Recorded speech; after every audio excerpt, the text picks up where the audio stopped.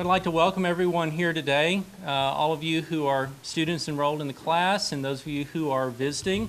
I'd like to welcome our guest, Jim Herman, who's the director of the Dyslexia Centers, visiting us today.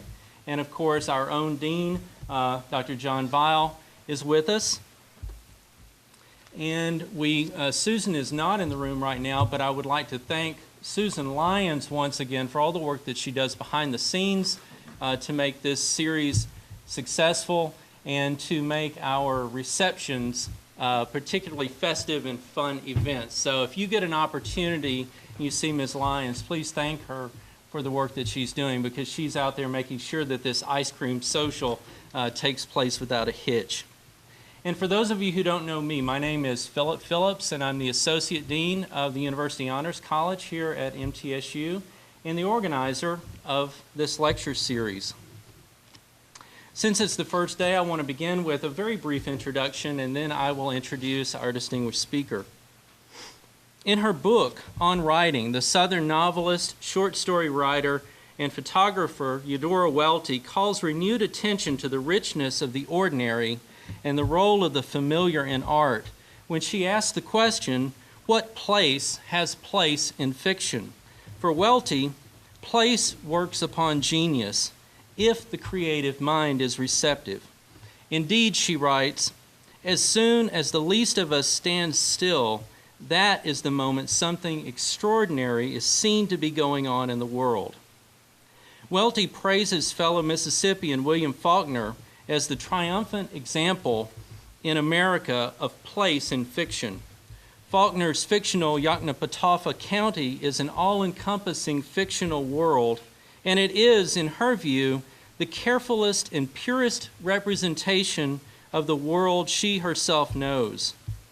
And making reality real, Welty asserts, is art's responsibility, and one in which place plays a vital role. This honors lecture series on the power of place will feature talks on authors, artists, scientists, and other thinkers and the role of place in their thought. Speakers from a wide range of disciplinary perspectives will consider the significance of place and space in the creative imagination. As Eudora Welty observes, place induces focus, concentration, and creativity. The concept for this series came to me in such a place, the Boston Athenaeum, where I've spent many productive hours reading, researching, and writing. It occurred to me that everyone has such places that inspire reflection and productivity. Place can also be the very source of creativity. What Welty argues for writers of fiction can apply to other disciplines as well. Writers must always write best of what they know, and sometimes they do it by staying where they know it, but not for safety's sake, Welty says. Writing what they know from where they know it requires an open mind and an open heart, she insists. This interdisciplinary series will demonstrate Welty's observation that there must surely be as many ways of seeing a place as there are pairs of eyes to see it. The impact happens in so many ways. It is appropriate, therefore, that our keynote speaker for this series will introduce us to Eudora Welty and her views on place and lay the groundwork for our continuing discussion of the power of place. It's my pleasure today to welcome our keynote speaker. Michael Kraling is Gertrude Conaway Vanderbilt Professor of English and interim chair of the Department of English at Vanderbilt University. Professor Kraling received his PhD from Cornell University in 1975. Before coming to Vanderbilt in 1985, he taught at Mississippi State University and Tulane University. At Vanderbilt, he teaches classes in 20th century American literature, Southern literature, American and Southern studies, and the works of authors such as Faulkner, Welty, and Wright. He's the author of several books and numerous articles, primarily on Southern literature from the antebellum period up through the 20th century, in journals such as the Southern Review, Southern Quarterly, and American Literary History. A prolific and influential scholar, Professor Kraeling's books include Eudora Welty's Achievement of Order, Figures of the Hero in Southern Narrative, Author and Agent, Eudora Welty and Dearman Russell, New Essays on Wise Blood, Inventing Southern Literature, Welty, Stories, Essays, and Memoirs, and Welty, Complete Novels, The Novels of Ross MacDonald, The South That Wasn't There, and A Late Encounter with the Civil War. Please join me today in welcoming Professor Kraeling to Middle Tennessee State University.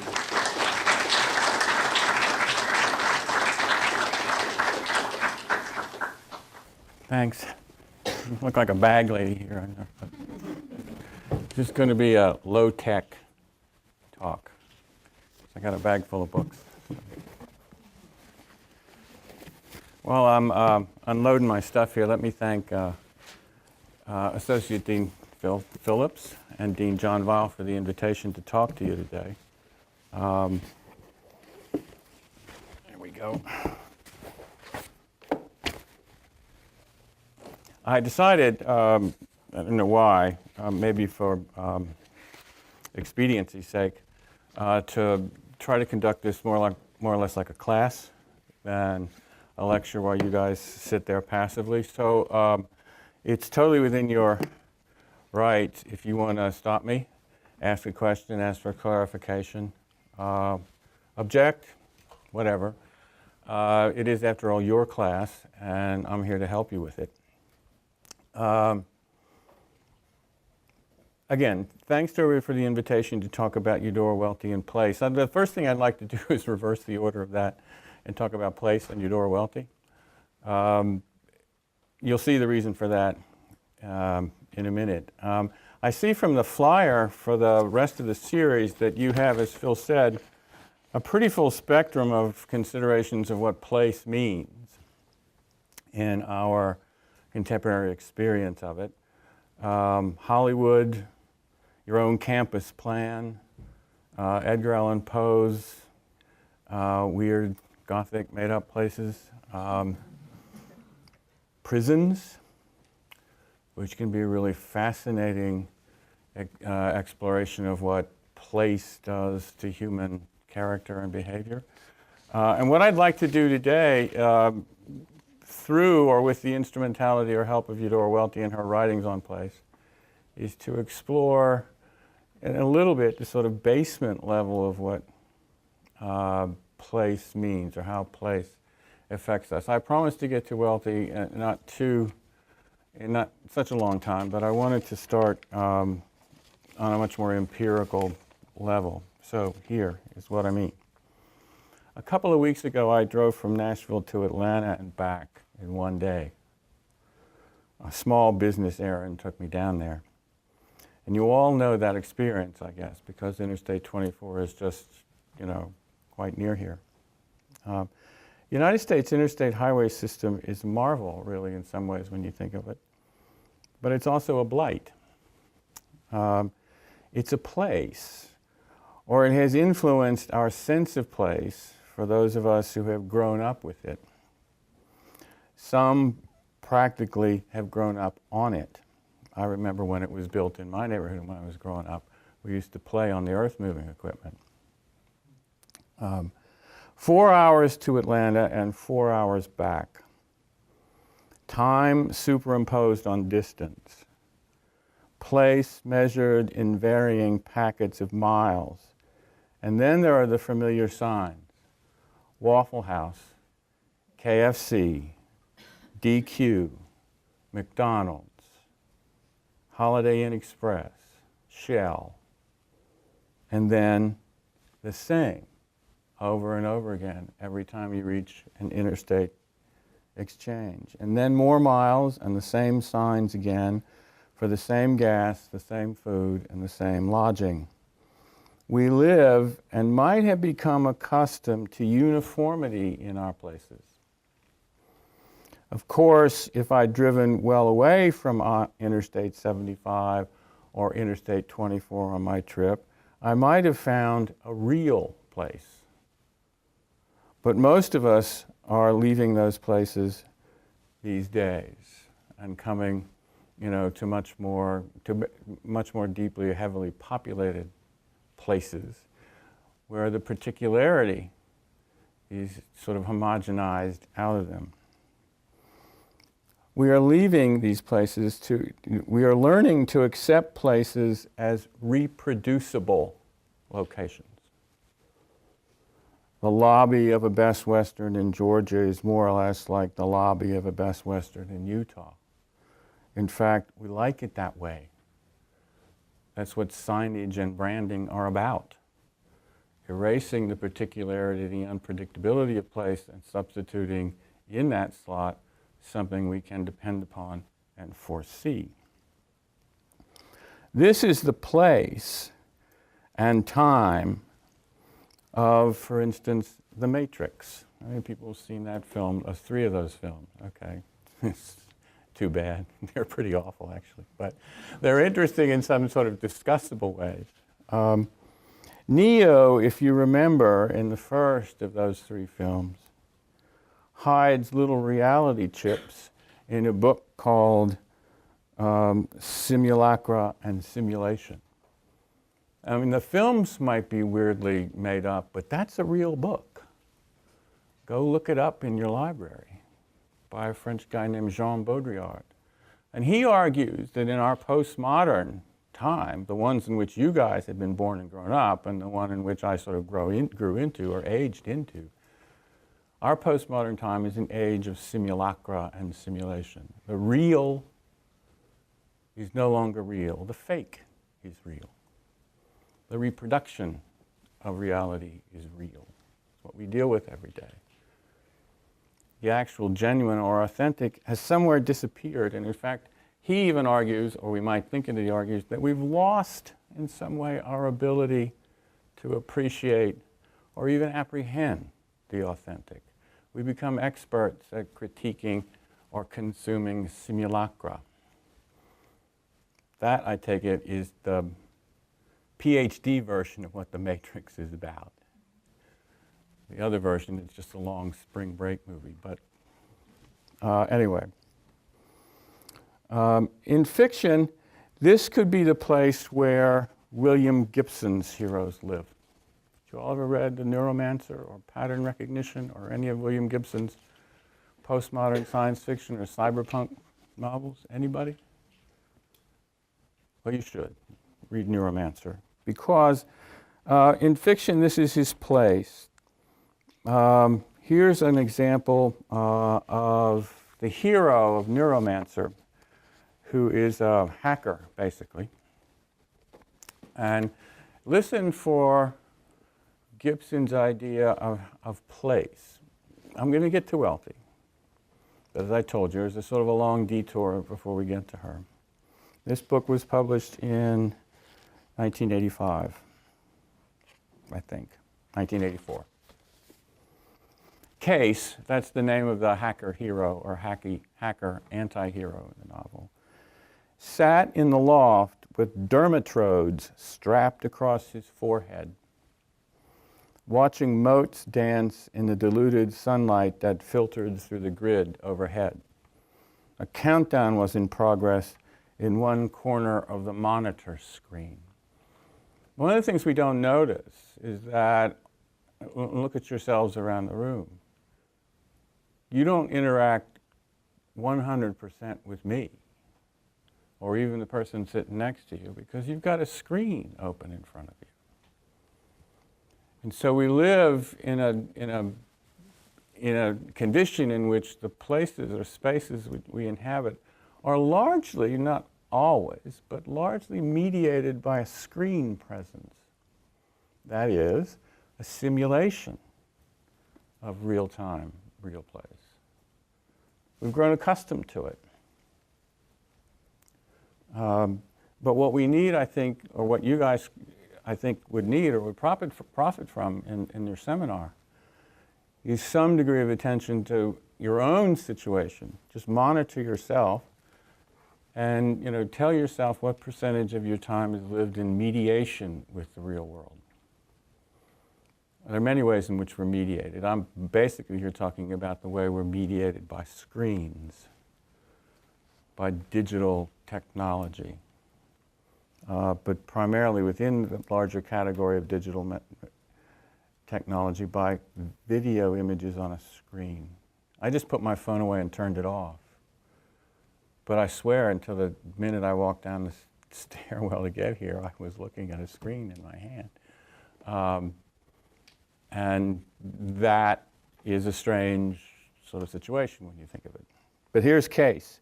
Cowboys didn't get into SimStim, he thought, because it was basically a meat toy. Meat is a real person in Gibson's language.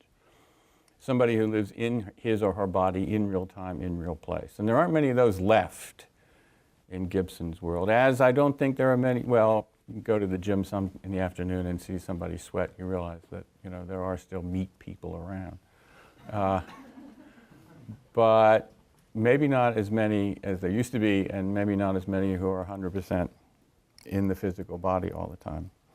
He knew that the trodes he used and the little plastic tiara dangling from a SimStim deck were basically the same, and that the cyberspace matrix was actually a drastic simplification of the human sensorium, at least in terms of presentation. But SimStim itself struck him as a gratuitous multiplication of flesh input. The commercial stuff was edited, of course, so that if blah, blah, blah, blah, blah, blah, blah, the screen beeped and woke him up.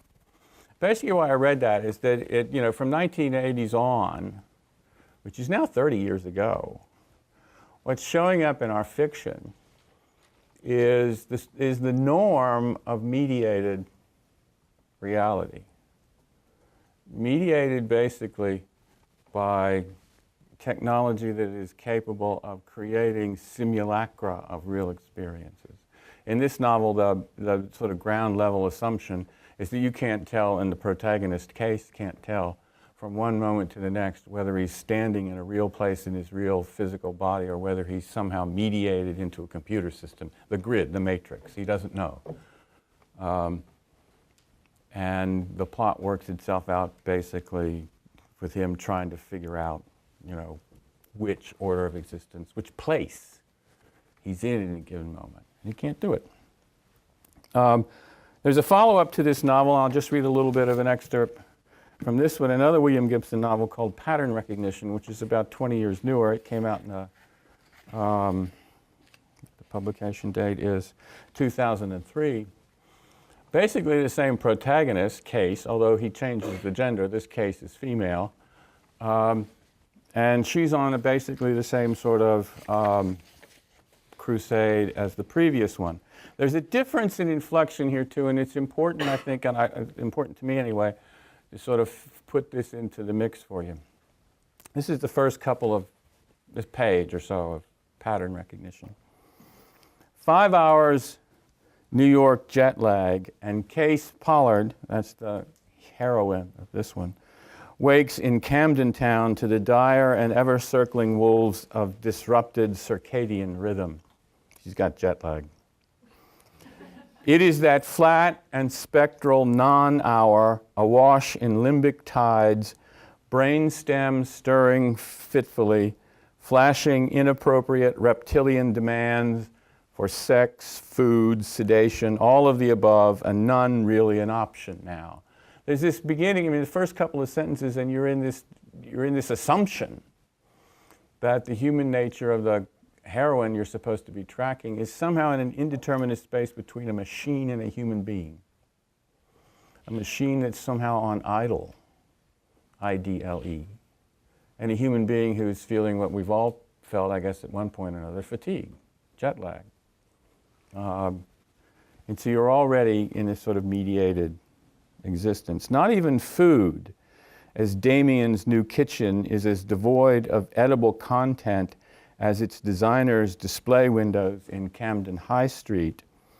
Very handsome, the upper cabinets faced in canary yellow laminate, the lower with lacquered, unstained apple ply. Very clean and almost entirely empty, save for a carton containing 2 dry pucks of Weetabix, that's sort of like shredded wheat, and some loose packets of herbal tea. Nothing at all in the German fridge, so new that its interior smells only of cold and long-chained monomers. And then this goes on, he goes through a description of this very fashionable but empty apartment, telling you the brand names of everything in it. And the reason, and that novel, this novel goes, pattern recognition goes off in that direction because every place the protagonist goes to is a place that is thickly packed with logos. It's almost like a stock car. You know, there's almost no surface on a stock car that hasn't been rented for the pasting on of a logo. So that places become not only this sort of indeterminate liminal space where the actual and the simulated exist simultaneously, but they also become, in this latter or secondary stage, a place that is a marketplace. A place that is outlined, described, and then filled with brands. The next step is obvious to everybody in the room that we are supposed to consume something in all these places.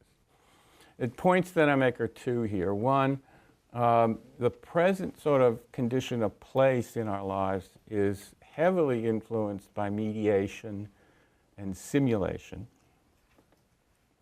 And secondly, our places are also, or we have become inured to the reality, that our places are heavily devoted to commercialism.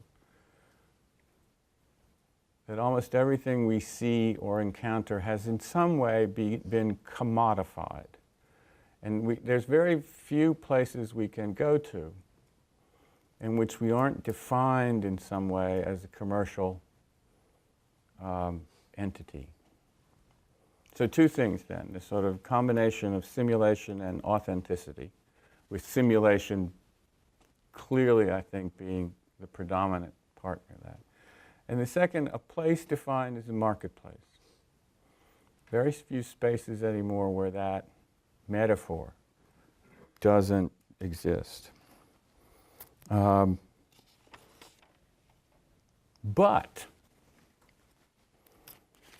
Eudora Welty and her essays on place were written, imagined by her and written, and drawn out of an experience that is decades prior to us now.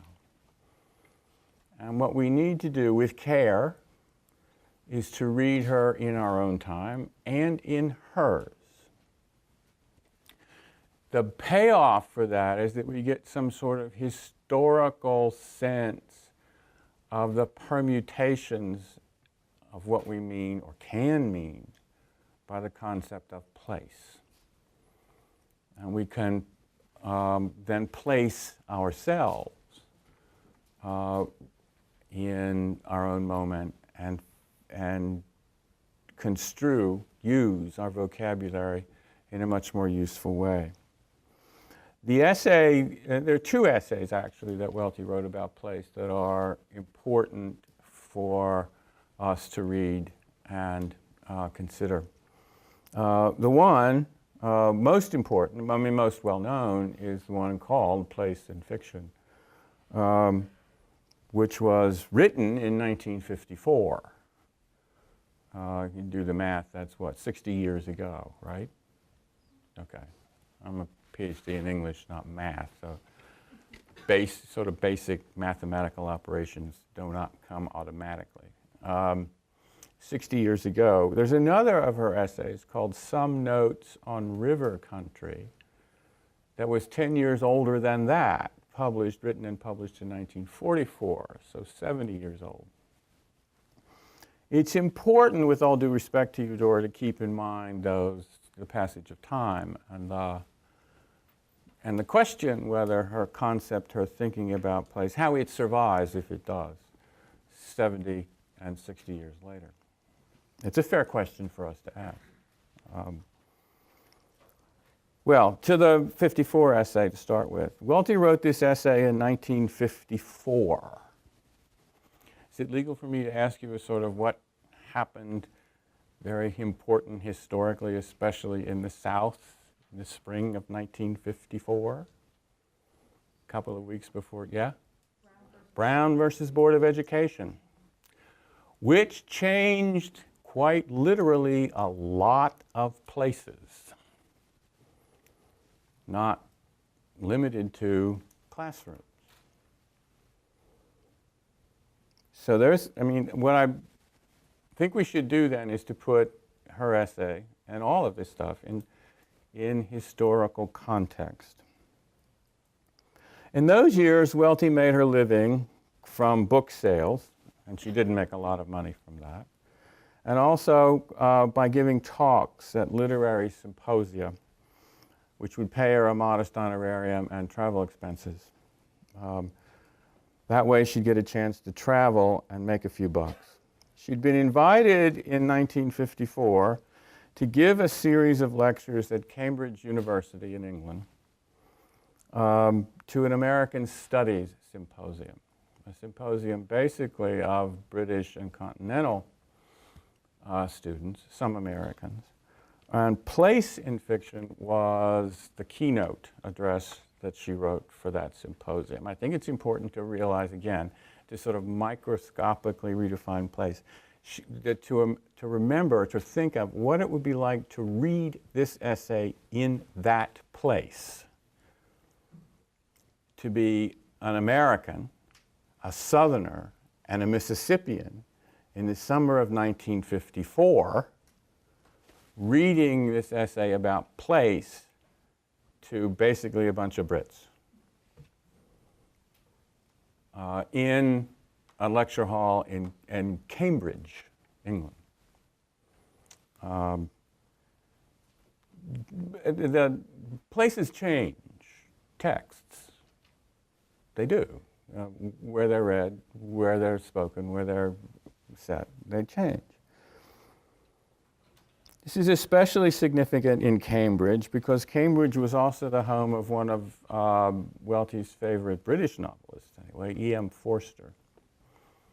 And we get to him if there's time at the end, and I'll show you how this ties up eventually.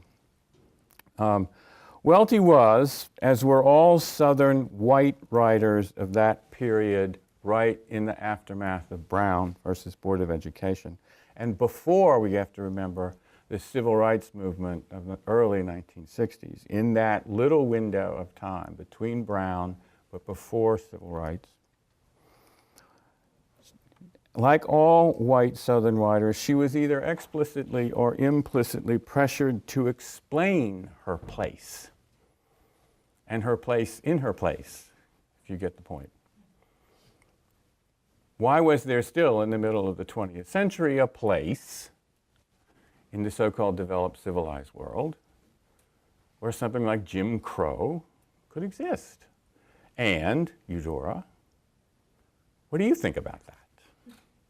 What's your place in that place? You have to take my word for it here is that was an epidemic question for a white Southern writer. Faulkner got that question all the time and usually screwed up the answer. To the point where, he just wouldn't open the door or answer the phone to reporters anymore because he got in so much trouble he couldn't make them understand. Couldn't understand himself. Provincial, the place that she came from was Jackson, Mississippi. Anybody here from Jackson? Ever been to Jackson? Ever been through Jackson on Interstate 55 or Interstate 20? Okay, you've been through it. You know what kind of a place it is. If we were in some sort of demographic class, it would be classified, I think, as, it's not a first-tier city. I don't even think it's a second-tier city. There's little anecdotes about that. Southwest Airlines didn't start flying there until a couple of years ago. If that means anything to you.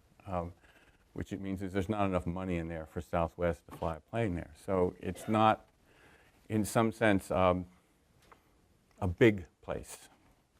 And it's a provincial place. That's probably the best word to use to describe it. But it is also the place of this book, The Help. You've seen the movie if you haven't read the book, right? Okay. You should read the book. I hate it, actually, but you should read the book because a lot of people have.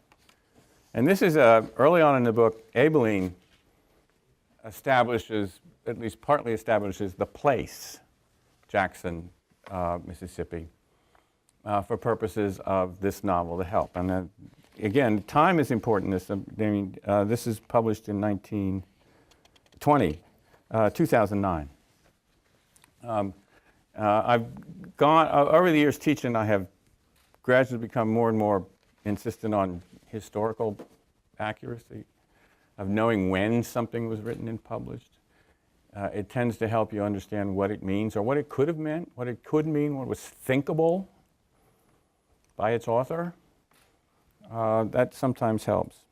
But here's Abilene talking about the place that Eudora Welty, who'd been dead for 8 years. She died in 2001. I forgot to tell you earlier on, it's important to know this too. She was born in 1909, 2 years before Mark Twain died. Wow. And died in 2001. You'd never know it, Abilene says, living here, but Jackson, Mississippi be filled with 200,000 people. I see them numbers in the paper, and I got to wonder, where did them peoples live? Underground? Because I know just about everybody on my side of the bridge, and plenty of white families too, and that sure don't add up to be no 200,000. 6 days a week, I take the bus across the Woodrow Wilson Bridge to where Miss Leafold and all her white friends live in a neighborhood called Bellhaven. And Bellhaven is the neighborhood where at 1119 Pinehurst Avenue, Eudora Welty lived. So places circulate from the phone book and the post office into fiction, into film, and over time, it gets more and more complex. Right next to Bellhaven be the downtown and the state capitol. Capitol building is real big. Pretty on the outside, but I've never been in it. I wonder what they pay to clean that place. Down the road from Bellhaven is White, Woodland Hills. Then Sherwood Forest, which is miles of big live oaks with the moss hanging down. Nobody living in it yet, but it's there for when the white folks is ready to move somewhere else new. And we know why they're going to move, don't we? Then it's the country out where Miss Skeeter lived on the longleaf cotton plantation. She don't know it, but I picked cotton out there in 1931 during the Depression when we didn't have nothing to eat but state cheese. So Jackson's just one white neighborhood after the next, and more springing up down the road. But the colored part of town, we one big ant hill surrounded by state land that ain't for sale. As our numbers get bigger, we can't spread out. Our part of town just gets thicker.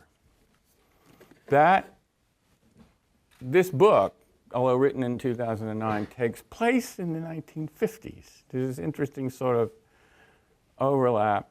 It takes place in a fictionalized remembrance or memoir of the time when Welty was writing her essay, Place in Fiction. I mean, what we have to do, this is what makes this, study on literature so interesting, because you've got to wrap your mind around all these different sort of what ifs before you get to say anything about what the essay means. You've got to wrap yourself around all of these permutations before you get to say something. You may even spend, weeks in class before you get to that point, just figuring out where this essay is situated. But I wanted to read you that to give you this sense that that places differ according to the point of view of the person who happens to be from or looking at or thinking or contemplating about that place. The basic sort of almost cliched categories, race, class, and gender, do in this particular situation apply. You know from The Help, if you've read it, that Skeeter can't get certain jobs in Jackson because she's a female. And Abilene tells you right there in that section I read that she can't go certain places because she's black. place embeds in it certain social mores having to do with class and gender and race. Now, the reason I bring this up is not, it seems like I'm sort of undermining Welty's essay, and in a sense I am, is that her essay, Place and Fiction, does not take any cognizance of those influential factors. And that, I'm sorry to have to say that to you, Dora, I'm sorry. But we have to read it that way. It does a lot of interesting, useful things, but it also doesn't do a lot of interesting, useful things that we need to be responsible for when we're thinking about place. And basically that comes down to how is place inflected over time and also by race and class and gender. The answers to that could be really sort of fascinating. Well,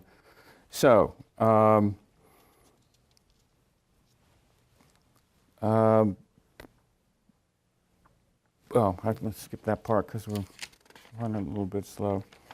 Okay, so writing the talk, Place and Fiction, must have brought, I'm saying must because I don't know for sure, writing Place and Fiction must have brought Welty face to face with her own complicated relationship to her place. I can't imagine really that she was in 1954, she was 45 years old.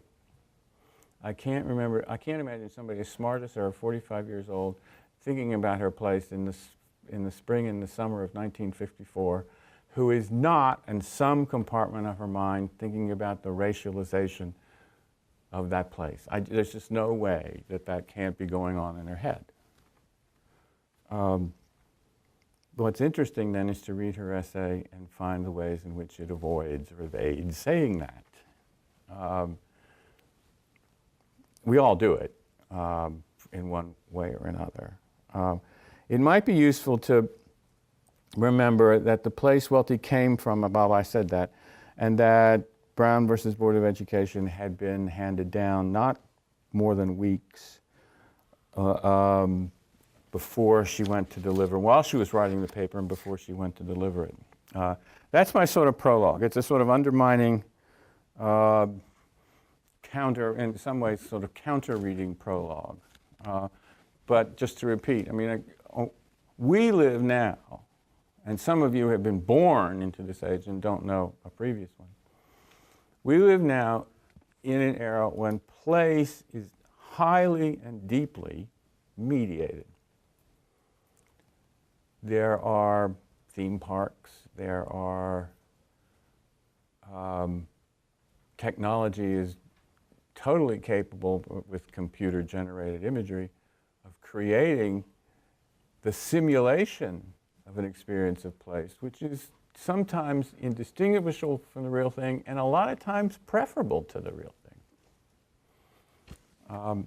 So we live in that kind of an age. We also live in an age when places are highly commercialized.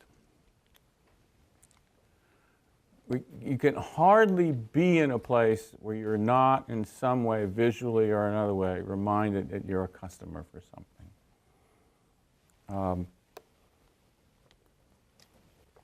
And sometimes you're reminded that you're a customer for a specific thing. How many times have you looked on Amazon to buy something, you haven't bought it, but every other page you happen to open up reminds you that, over there on the side, you looked for these shoes 3 months ago, have you bought them yet, Your private space, which you think is your private space, but it isn't, is always sort of invaded in that way. So you're always mediated. Space is always this sort of porous thing. But the essay that Welty wrote is 60 years older than us. And what we have to do reading it is parse out what parts of it are useful to us now, what parts are not, and what parts are useful because they're not. What are we missing now that we'll be embarrassed 30 or 40 years from now? It's like, oh my God, it was right there in front of me, I didn't realize it. What are we missing? So Let me read you a couple of the excerpts from Place and Fiction and suggest how you might go about first parsing what she meant and then using later on in the rest of this seminar that you guys are having. This is Place and Fiction. It starts, I've got the, well, I mean, you'll probably find it in your library, in the Library of America volumes, but you can find it elsewhere. This is on the first, probably the first page. This is the second paragraph. She starts off the essay by saying, this is very interesting and typical sort of Eudora Welty way of doing it. She starts off her essay by saying, place is one of the lesser angels that watch over fiction. Or place is all just not that important, really. It's, you know, second, third, maybe fourth place. And then you get, by the time you get to like the third page, place is everything. Place means everything. It determines the whole Megillah. So you got to watch her. You got to read her carefully. Because, and I tell you this because I've read a lot of her, she'll say something on one page and then she'll just take it back and reverse it on a following page. And you might not catch it. So you have to read slowly and carefully. So what she says here down the bottom of the first page, after she said that place isn't all that important, then she goes on to say, third, that is third in the list of what place is good for, place is responsible for the goodness, the worth in the writer himself. Place is where he has his roots. This is 1950s, y'all, so it's not going to be he or she or she. It's going to be he. This is still the heyday of the dominant male pronoun. I'll start over. Place is responsible for the goodness, the worth in the writer himself. Place is where he has his roots. Place is where he stands, in his experience out of which he writes. It is his experience out of which he writes. It provides the base of reference in his work, the point of view. Let us consider place in fiction in these three wide aspects. So she starts off saying that place isn't all that important, and she says place is responsible for everything. But what I think is very interesting is how could a writer, as smart as she was in 1954, say that place is your roots, place defines all your experience, and then never mention that she's a white lady from Mississippi in 1950, and that, you know, race has something important to do with her depiction of race, with place, race and place. So, you know, whatever it is you come to read and talk about this semester, you should sort of practice, that's not disrespect, but practice that sort of skepticism and self-defense as a reader. I mean, you need to place this essay in its context. Then she goes on to say,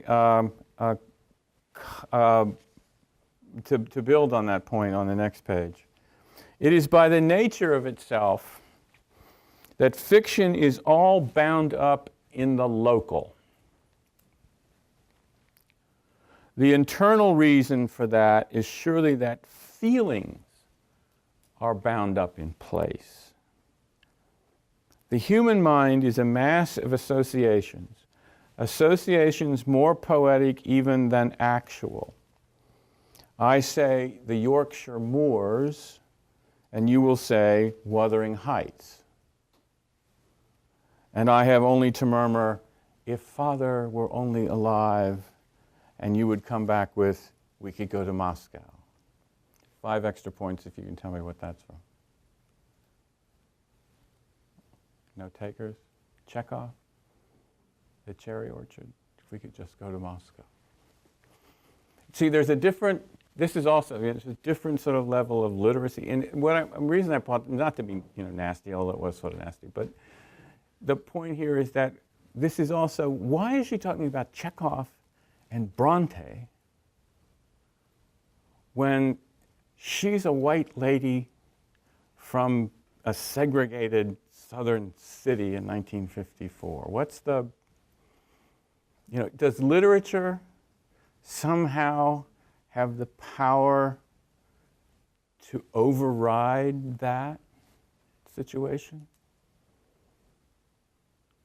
Does it? Do we want to give it that power? I think the answer to that probably depends on who you ask. The truth is, fiction depends for its life on place. He starts off saying place isn't all that important. Then by the time you get to the third page, fiction depends on place or it's nothing. Location is the crossroads of circumstance, the proving ground of what happened, who's here, who's coming. In other words, place determines the meaning of all relationships. A white person and a black person meet on a bus in Chicago in 1955 is a whole lot different from a white person and a black person meeting on a bus in Montgomery, Alabama, or Jackson, Mississippi. It's a completely different human interaction. And those humans aren't any different, but the places they come from are different. And so what Welty is arguing here is that place determines character. It determines the breadth and the array of meanings that any given encounter might produce. We are determined by the places that we come from. And a question I've been asking lately that I started off with is, what happens when those places we come from are just sort of washed out? Are we capable any longer of any interactions, even evil ones? Can we be racist anymore? Well, go ask somebody in Ferguson, Missouri, I suppose. But you see what I'm getting at here is that Welty's essay and her thinking are rooted in a condition in which, prior to our own, clearly, but rooted in one in which she can confidently claim that places are particular, that there are real differences, some of them negative. From her point of view, probably a lot of them negative. That places produce really different human beings. And therefore you can have really different fictions written by those people. But I'm sort of under the sort of suspicion that we these days, and Gibson and these other authors sort of tell me I might be right, that since we live more or less in a simulated or virtual world, the differences between one and the other of us, except maybe for generation, don't mean what they used to mean. And we may be either gaining by that, arguments that, technology makes us smarter, makes us, less conscious of racial difference, because how can you tell what color somebody's skin is online? But then at the same time, it also makes us, if you believe this, it also makes us less concrete. It makes us less real. Welty goes on to say, and I'll sort of wind up with these. These are the most important ones, and these get quoted almost all the time out of her essay. It is our describable outside that defines us. I blew that one. It is our describable outside that defines us willy-nilly to others. That may save us or destroy us in the world. It may be our shield against chaos, our mask against exposure. But whatever it is, the move we make in the place we live has to signify our intent and meaning. I'm not absolutely sure what I think she means by that. But it's pretty clear that she's repeating that sort of thesis that she has, that there is no person without a distinctively definable place that person comes from. You can't be you unless you come from a place. And you can only be the you that comes from that place. You can't be another one. You can't imagine yourself into another place and be another person. You just can't do it. You get dealt a hand, and that's the hand you play. Of course, this is 1954. This is not 1984. This is not 2004. It's not 2014. It's not the era of Facebook or Instagram or LinkedIn or any of those places where you can create an online personality and get away with it for a while. It's not then. It's not that. And that may put a limit on what she says. Then the next excerpt, place in fiction is the named, identified, concrete, exact, and exacting, and therefore credible gathering spot of all that has been felt, is about to be experienced in the novel's progress. Location pertains to feeling, feeling profoundly pertains to place. Place in history partakes of feeling. You would expect a Southerner to add history eventually to this formula. As feeling about history partakes of place. That convoluted quotation of hers gets quoted a lot of times. People are still trying to figure out just exactly what it means. It seems pretty clear anyway to begin with that place. She also adds to place a historical dimension.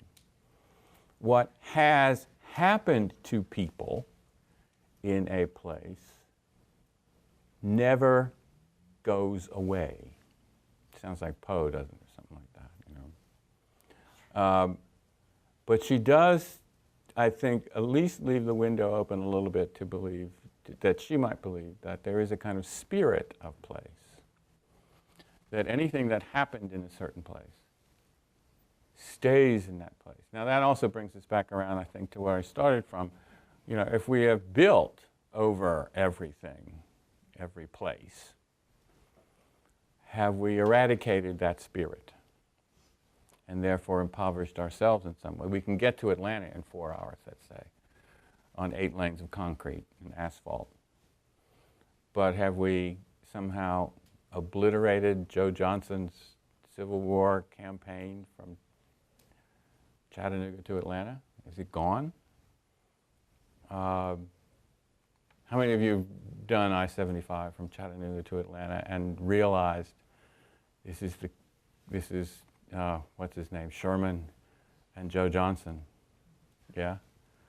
I mean, it's hard. You have to make yourself do it, but you know, that is still there. That, if you believe it, I mean, that spirit is still there. It's about, I think, it's time to stop, I think. Or is there a minute for questions or anything before I scream? Sure. In the minutes remaining, if you have a question for Professor Crayland, question or comment? Anybody? No? Yeah. People always talk about place when it comes to Southern writers, and yet writers generally try to defy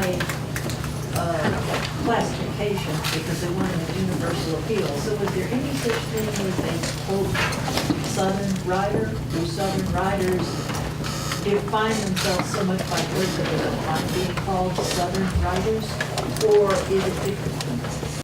I can answer with an anecdote. I once wrote an essay about William Styron, about his novel Sophie's Choice, in which he tried to argue that the protagonist of that novel, Stingo, is a Southerner, and the descendants of slave owners understood the Holocaust.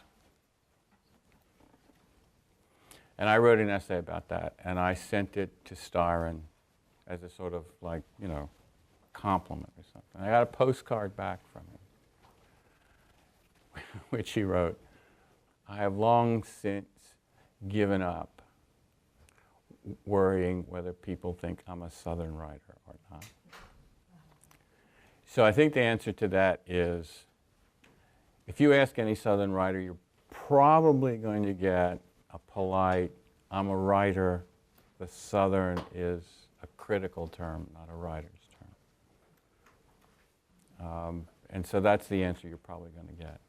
Although I do think the real answer is, if you follow Welty, is that a Southern writer is going to write about what he or she knows. And what he or she knows is the South. Now, the real question is there a South left in 2014? Is it still here? Does history have a shelf life and we've used it up? Who knows?